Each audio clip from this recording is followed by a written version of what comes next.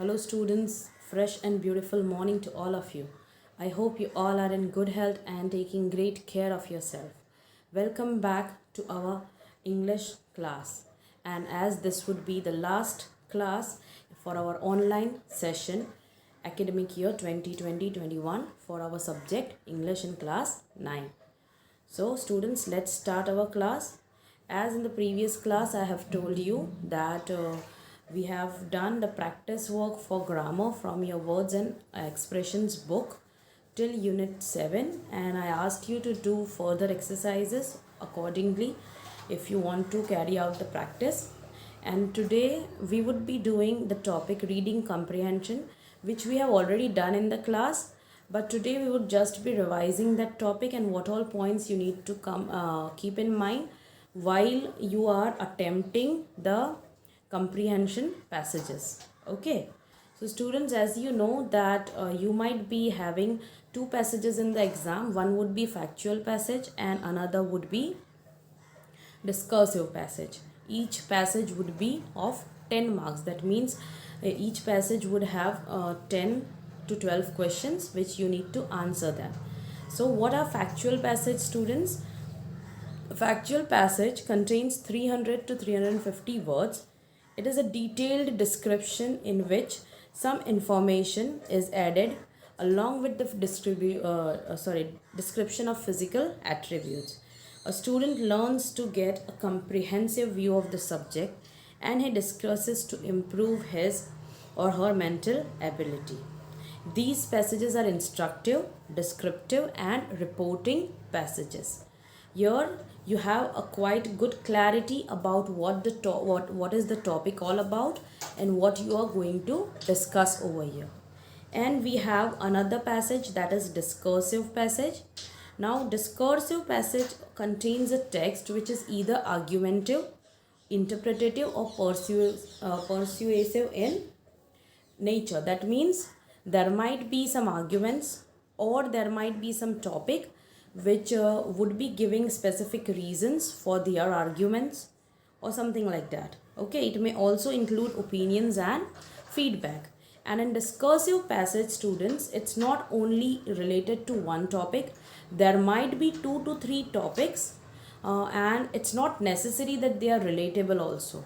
So here, students, you need to go through the passage very carefully before answering the question. For factual passage, students, you can directly go for the questions, and then after looking the keywords of those questions, you can go ahead with the answering by reading one paragraph. So ये चीज़ आपको ध्यान में रखनी है जब आप factual passage पढ़ते हो. फैक्चुअल पैसेज में 2-3 बार पहले पैसेज पढ़ने की ज़रूरत नहीं है. You can just go through one passage, go through that passage quickly. उसके बाद आप क्वेश्चंस देखो और उसके रिलेटेड जो कीवर्ड्स है उसके अंदर, उसके हिसाब से आंसर्स ढूंढना स्टार्ट करो. राइट, स्टार्टिंग के क्वेश्चन के आंसर्स आपको स्टार्टिंग के पैरा में ही मिल जाएंगे, है ना.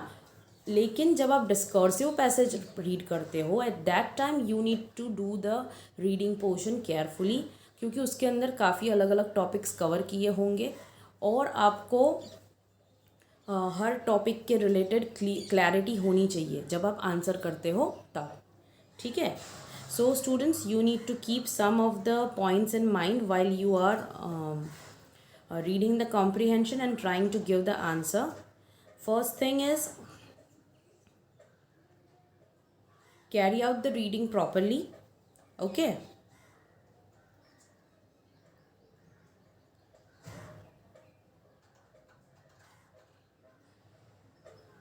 And do not emphasize more on the trivial matters. मतलब छोटी छोटी चीज़ों के बारे में बहुत ज़्यादा ओवर थिंकिंग करने की ज़रूरत नहीं है, क्योंकि जो भी आंसर्स होंगे वो आपके पैसेज में ही आपको मिल जाएंगे. So don't over think each and every question. ठीक है. और जैसे कि मैंने आपको बताया, if it is factual passage, you don't need to read the passage first. आप एक बार ऊपर से देख के डायरेक्टली क्वेश्चन आंसर्स पर जंप कर सकते हो, क्योंकि उसमें पैराग्राफ वाइज आपको इन्फॉर्मेशन मिल जाएगी. और जो वोकेबलरी रिलेटेड क्वेश्चंस होते हैं, जैसे कि सिनोनिम्स है या फिर एंटोनिम्स है या फिर find the word which means this in the passage, right, वो सारे क्वेश्चंस को लास्ट में अटेम्प्ट करो. ठीक है, ताकि उसके अंदर क्योंकि उसमें मोस्ट ऑफ द टाइम ज़्यादा टाइम जाता है while finding out the answer, and for that you have to read the whole paragraph और होल पैसेज. तो उसके लिए आप थोड़ा टाइम लास्ट में डिवोट कर सकते हो, बट बाकी सारे क्वेश्चंस जो होता है फैक्चुअल पैसेज में वो आप इजीली आंसर कर पाओगे. ठीक है. So remember those things. And it's not necessary कि आपको पूरा ही कॉम्प्रीहेंशन एक बार में समझ में आ जाएगा. मतलब आप पढ़ोगे और आपको समझ में आ गया कि इस पैसेज के पीछे क्या आइडिया है या फिर क्या थीम है. इट्स नॉट नेसेसरी कि सारी चीज़ें एक साथ ही पता चल जाएगी. So don't I would suggest कि आप लोग जो सेक्शन ए और सेक्शन बी रहता है, मतलब रीडिंग और राइटिंग सेक्शन जो रहता है, वो आप लास्ट में अटेम्प्ट करो.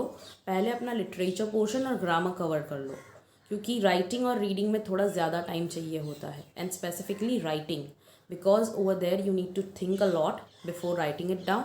सो आई वुड सजेस्ट कि जब भी आप पेपर अटेम्प्ट करते हो, you can go for section C and D first and then continue with A and B.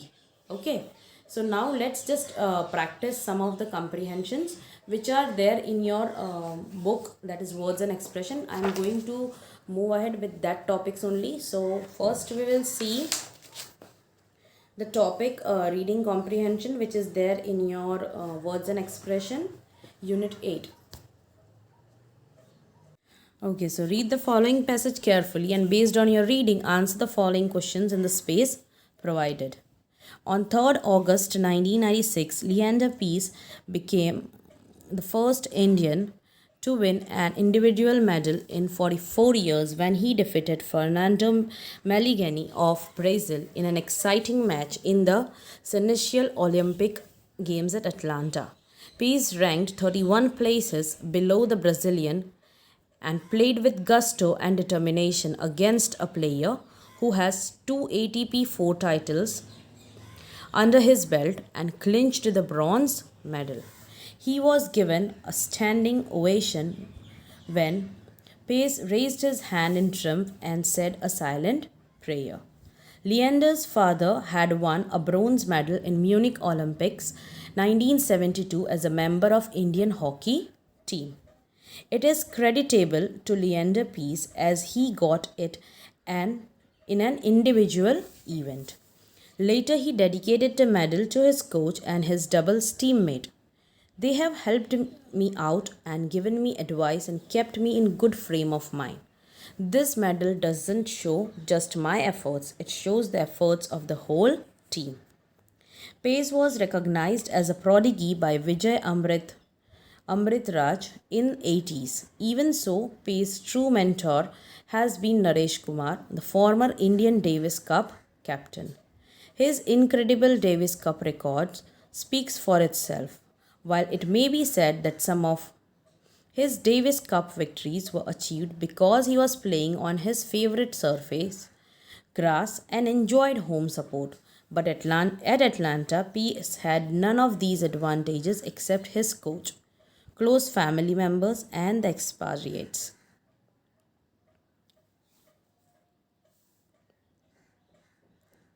While Davis Cup victories bring in good cash rewards and ATP, that is Association of Tennis Professional points, there he was playing for just a medal. Pace explains it all when he says that when I am playing for my country, I don't expect anything. That straight away sets him apart. He succeeds because of his willingness to take his chances, swift reflexes, and mental health, and the fact that he does not accept the defeat easily. So students, here we have gone through the passage, and it's about one of the player named Leander Pease, right? And we read about his achievements. So let's just see the questions related to it. Leander's victory at Atlanta is significant. Why is it considered important, students? What do you think? Because you can find the answer over here. Because he ranked 31 places below the Brazilian and he played with gusto and determination against a player who has 2 ATP 4 titles under his belt, and he won the bronze medal. So you can consider it as significant because he was quite far away from the Brazilian player, लेकिन उन्होंने काफ़ी मेहनत along with gusto and determination, he played so well that he defeated that person and earned bronze medal. Okay, let's see second one. His father's Olympic triumph in 1972 was different from his own because, so what do you think student, उसके father का Olympic जो win था और उसका जो win था कैसे differ हो रहा था? Well, if you read the answer, you read this thing, उनके फादर जो थे वो क्या थे? इंडियन हॉकी टीम के मेंबर थे. So it was a team effort, right. That Olympic trump was for the whole team, जिसके अंदर उसके फादर एक मेंबर थे. His father was one of the member of that Indian hockey team which won the Olympic cup. But Leander got it on his own individual efforts because he won the medal in an individual event, right? He was the one who was playing alone. So इसीलिए ये difference है दोनों के Olympic Trump के बीच में, ठीक है, मतलब ओलंपिक विन के बीच में. Leander gave credit to his coach and his teammate in doubles for his victory. And how did they help him? Well, we can get the answer over here, students.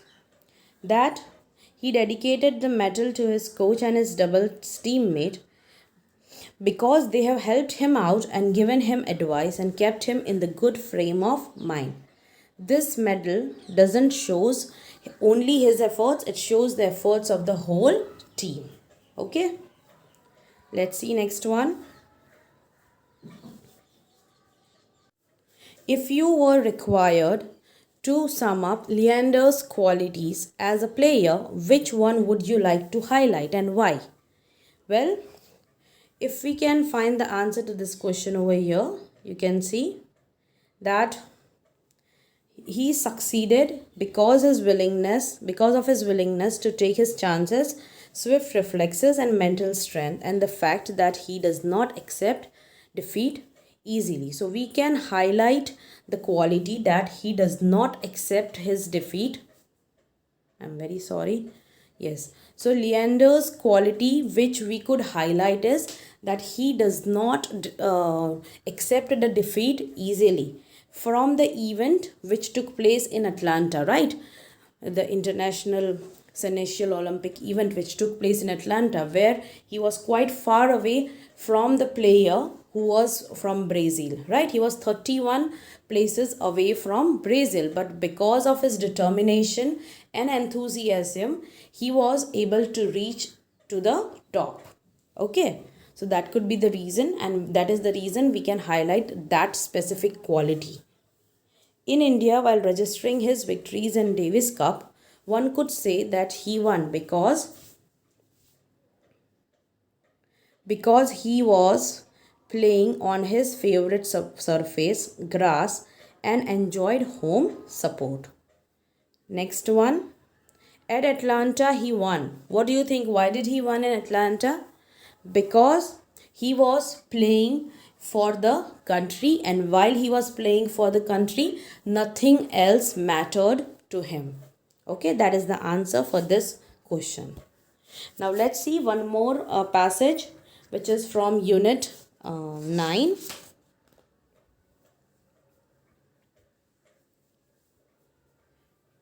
So here we need to read the passage and answer the questions that follow. Though the house and grounds belonged to my grandparents, the magnificent old banyan tree was mine, chiefly because grandfather at 65 could no longer climb it. Its spreading branches, which hung to the ground and took root again, forming a number of twisting passages, gave me endless pleasure. Among them were squirrels and snails and butterflies. The tree was older than the house, older than grandfather, as old as Dehradun itself. I could hide myself in its branches behind thick green leaves and spy on the world below. My first friend was a small squirrel. At first, he seemed to resent my invasion of his privacy, But when he found that I did not arm myself with a catapult, he became friendly, and when I started bringing him pieces of cake and biscuit, he grew quite bold and was soon taking food from my hand. Before long, he was delving into my pockets and helping himself to whatever he could find. So, here, students, this is an extract taken from the chapter The Banyan Tree by Ruskin Bond, where the author is talking about his childhood days. Dehradun में उनके जो grandfather है उनके घर के अंदर, घर के बाहर, मतलब जो गार्डन है वहाँ पे एक ट्री है, banyan tree, which he consider to be as old as Dehradun, और वहाँ वो कैसे रहते थे, कहाँ कैसे टाइम स्पेंड करते थे. It's return over here. That is, this is just the beginning of that story. So let's see the question answers. You need to read the statements given below and tick the correct option to complete each statement. The writer says that the tree belonged to him. Why do you think so? Because his grandfather was too old to climb it. Right? Although father जो house था वो grandfather का था, garden भी grandfather का था, right? But tree सिर्फ उसको belong करता था because his grandfather cannot climb. The tree was how old? It was as old as Dehradun, sorry. That is C. Next one. The writer could hide the trees. The writer could hide behind the trees because it had branches with thick green leaves. Last one. Which of the following happened first in the story? Right? अभी squirrel के साथ जब friendship हुई उसकी, what thing happened first? So the first thing that happened was the squirrel resented my presence.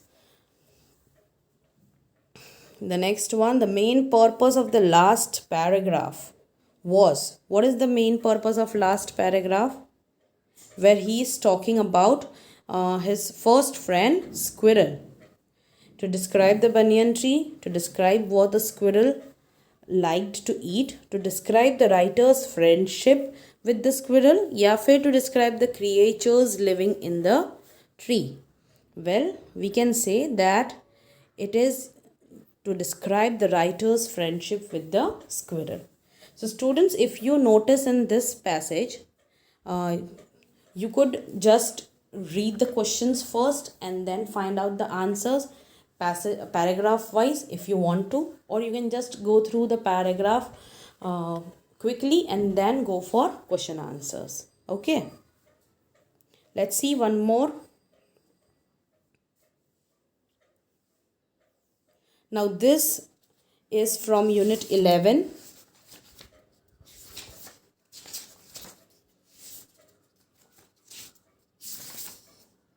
Yep, it's from Unit 11, page 155. We need to read the passage and answer the questions that follow. Sharadindu Bandyopadhyay. Do you know who is Sharadindu Bandyopadhyay? He was a Bengali writer. He is remembered for his most famous creation of a fictional detective, Byomkesh Bakshi. He was actively involved with Bengali cinema as well as the Bollywood. He wrote different forms of prose novels, different forms of prose. Under that, he has written novels, short stories, plays, and screenplays. Besides, he wrote many songs and poems. However, his forte was short stories and novels. He also wrote historical fictions and supernatural stories. Sharadindu Bandyopadhyay started writing Byomkesh stories in 1932 at the age of 33. He has written 32 Byomkesh stories and he continued to write till his death in 1970. He portrayed himself as the narrator of his stories named Ajit Bandyopadhyay, who is also a companion of Byomkesh Bakshi. In some stories, Ajit also investigates in the absence of Byomkesh. These stories were written in traditional Bengali language and have now been translated into other languages. His stories are very engrossing and consist of a series of events. Bjonkes solves cases from international drug racket to household mysteries and crimes. Bjonkes identifies himself as Satyanvesi, means truth seeker, rather than a detective. Where he stands out from other legendary detectives like Hercule Poirot or Sherlock Holmes is that he is more concerned with truth than with the law. So, students, here there are some questions related to this passage which I would like to ask you to solve it by yourself. If you have any doubt, you can ask me. You can message me on the personal WhatsApp number. And all the best, students, for your upcoming exams. Thank you.